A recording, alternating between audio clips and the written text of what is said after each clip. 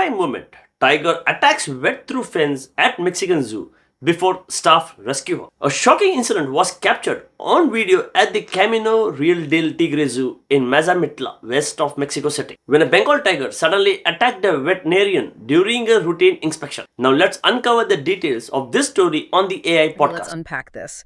Imagine you're scrolling through your social media feed, right? Mm-hmm. And suddenly you just stop. There it is. This like really raw video, just totally immediate, capturing that shock of a Bengal tiger lunging through a fence. It grabs you instantly. It does, grabbing a vet, pulling her right up against the enclosure. It's the kind of thing that just makes your heart pound. Primal fear, yeah. And it went everywhere. Exactly. That clip from the Camino Real del Tigre Zoo in Mazamitla, Mexico, that's our starting point today for this deep dive. Right. But, you know, beyond that really terrifying moment, there's actually a much more layered story here. Definitely more going on. We're talking about some fascinating animal behavior, incredible quick thinking under pressure, and also this zoo has a bit of a history. The history that adds quite a bit of context, yeah. So our mission really is to pull out the key nuggets of knowledge from the sources we have. We want to help you understand the full picture behind this really captivating and, initially terrifying event. And to do that, we'll be looking at a few things. Descriptions of the viral video, of course. Can't avoid that. Right. But also the zoo's own official statements that came out afterwards. They paint a different picture. Okay. And crucially, we need to look at past reports about this specific zoo because, like you said, this isn't the first time Camino Real del Tigre has been in the news. Yeah, that context is key. It's about moving past that initial shock, understanding the dynamics. Exactly. Okay, so let's go back to that moment, the terrifying one, because it really does set the scene. The core incident. The video shows this Bengal tiger, right, named Rayita. Beautiful animal, but obviously incredibly powerful. Immense power. And the footage shows Rayita just suddenly, like, boom, loops through the wire mesh fence straight at the vet, Alejandra Mora. Incredibly fast. Unexpected. Totally. And you see the paws reach through and they grab the back of her jacket. It was a camouflage patterned jacket. And that detail, the jacket, turns out to be pretty important later. Right, we'll get to that. But the tiger pulls her tight against the fence.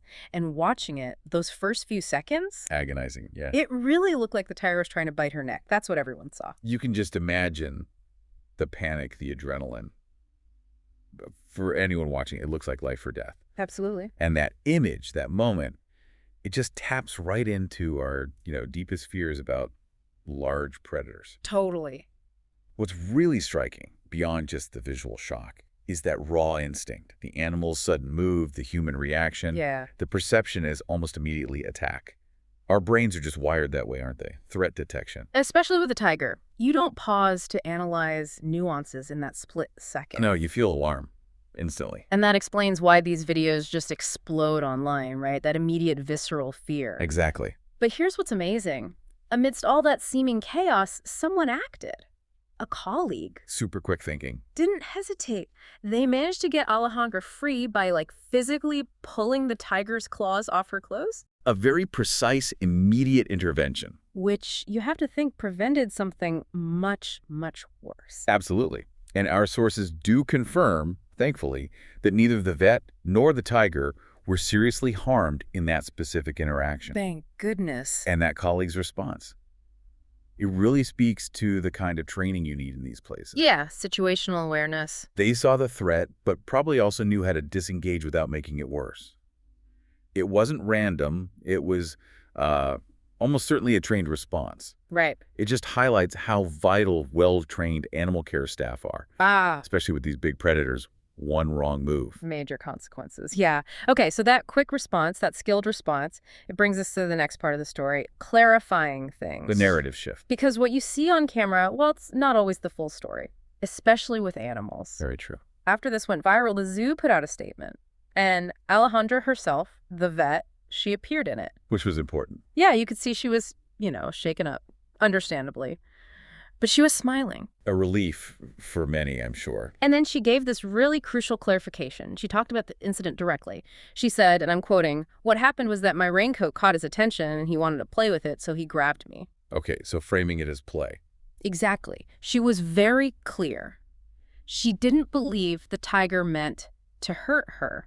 It was about the raincoat, a kind of playful curiosity, not aggression. And that raises a really fundamental question, doesn't it? When we watch animals, especially big predators. The difference between our interpretation and their actual intent. Precisely.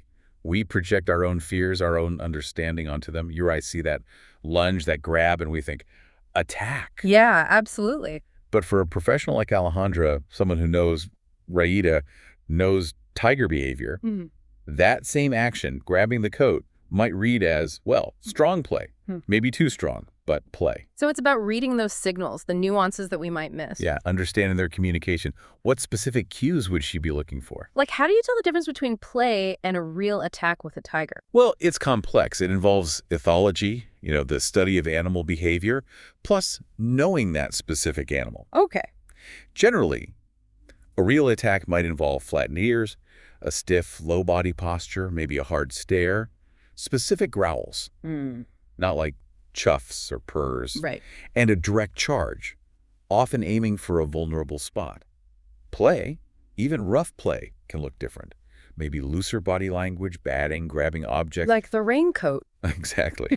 The focus on an object can be a key sign, and the fact apparently that the grab wasn't followed by a bite to flesh, even if it looked like it might be, that's crucial for her assessment. That makes sense. It really highlights the expertise needed. Definitely. And, another detail from the sources, apparently a visitor tried to step in and help during the incident. Oh, really? Yeah, but they were actually asked not to intervene. Staff told them it was under control. Trained people were handling it. Wow. That says a lot, too. It reinforces their narrative, right? Yeah. That experienced staff knew what was happening and how to de-escalate safely. Yeah, outside help could have made it worse. Easily. Which probably explains the zoo's quick PR response, too. Yeah. To put out that message, don't worry, family. Alejandra had a scare. She's doing great. Safety first. Trying to calm fears, reaffirm their control. Absolutely. Yeah. And Alejandra confirming it happened during a routine inspection. Right, not some crazy stunt, just part of the job. It shows these professionals are constantly navigating these fine lines, assessing interactions. Yeah. But the challenge is managing that public perception versus the reality of the work. For us, a tiger lashing out, even playfully, looks scary. It does. For the expert, it can be interpreted differently. But let's be clear, even a playful grab from a tiger is incredibly dangerous if things shift or it's misjudged. Right, the potential is always there. It highlights the constant risk, that thin line between routine care and real danger in their job. Okay, so that gives us the context around the incident itself. Vital stuff. But Here's where it gets even more complex. the history part. Yeah. This zoo, Camino Real del Tigre, this isn't the first time they've been in the spotlight. This incident, however dramatic, fits into a bigger, a more scrutinized story for them. Right. Because just last year, December 2024, they faced some really serious accusations. I remember hearing about this. Animal rights activists alleged the park was actually drugging its big cats, sedating them so tourists could take photos with them. Which is a huge accusation. Yeah. Completely undermines any claim of prioritizing animal welfare. Huge. And it caused outrage, obviously. And we connect that to the bigger picture. Yeah. These past controversies, they really shape public trust, don't they? Massively. Allegations like drugging animals for photos, that casts a very long shadow. It makes it way harder for people to just accept a simple explanation like it was play for a later incident. Even if play is the truth this time. Right, because that trust has already been damaged. And these weren't just, rumors floating around. After those accusations came out, Profepa stepped in. Mexico's Environmental Protection Agency. A big deal. Yeah, the federal attorney for environmental protection. They didn't just warn them, they shut the zoo down for 4 days Wow, okay. to conduct a full inspection. That's serious regulatory action. It shows how heavily those claims were being taken. Absolutely. Profepa will be looking at everything. Where the animals came from legally, enclosure conditions, safety, cleanliness, vet care, diet. And signs of drugging. Critically, yes. They'd be looking for any evidence of sedation, checking vet records for weird drug use, observing the animal's behavior for signs of stress or chronic drugging.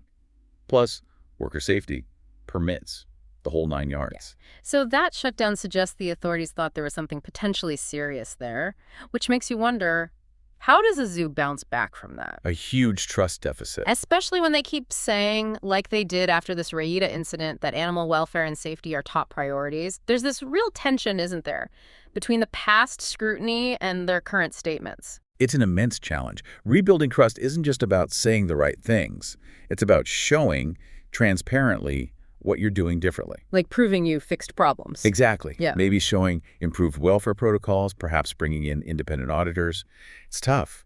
And the pressure of tourism, sometimes that creates incentives that, well, aren't always best for the animals. Right. It's a constant balancing act for zoos everywhere. But for one with this kind of history, every incident, like this viral video, gets put under a much stronger microscope. Okay. So let's try and tie this all together. What does this all mean for you, the listener, trying to make sense of these stories? Yeah, bringing it all together. We've got the shocking viral video moment. We've got Alejandra's explanation play, not attack, the colleagues' quick action, and then this backdrop of the zoo's troubled past, including that ProFEPA shutdown. A lot of moving parts. So what are the key takeaways here? For me, one big thing is just the sheer power of viral media, how it shapes the story instantly, often before we have the full context. Definitely. Yeah. That first impression is powerful. It also really shows the nuanced reality of interacting with animals, especially in places like zoos.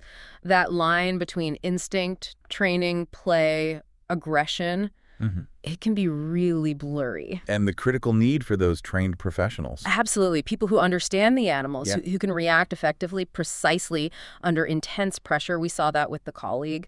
And finally, it really highlights that ongoing challenge for zoos, doesn't it? Maintaining safety, yes, but also public trust, especially when there's been previous scrutiny about their practices. And I think this deep dive helps you, the listener, approach these kinds of stories more critically. How so? Well, it pushes you to ask, what's the full context here? What are the different viewpoints, the people involved versus us watching from outside? It shows that constant balancing act zoos face. Education, entertainment, ethical care. Right. It's rarely simple. Viral videos give you that one dramatic snapshot, but the reality. It's almost always more complex. It involves the immediate event, sure, but also the history, the practices, the complicated lives of these animals. Absolutely. Look beyond the spectacle, ask more questions. Okay, so as we wrap up, here's something to think about. Yeah. In this world where, traumatic animal incidents can go viral in literally seconds, shaping opinions, maybe even policy, how much do we really get about the complex lives of captive animals? And the people caring for them. And the dedicated professionals who care for them, yeah. What responsibility do we have as the people watching this stuff to maybe push past the initial shock? To dig a bit deeper. Yeah, to delve into that deeper context, look at all the angles before we decide what we think. It's a question that goes way beyond just one tiger in one zoo in Mexico. It really does. Something to chew on. Okay, one more question for you. Do you think zoos should allow staff to interact this closely with dangerous animals, even with barriers? Don't forget to comment it. Thanks.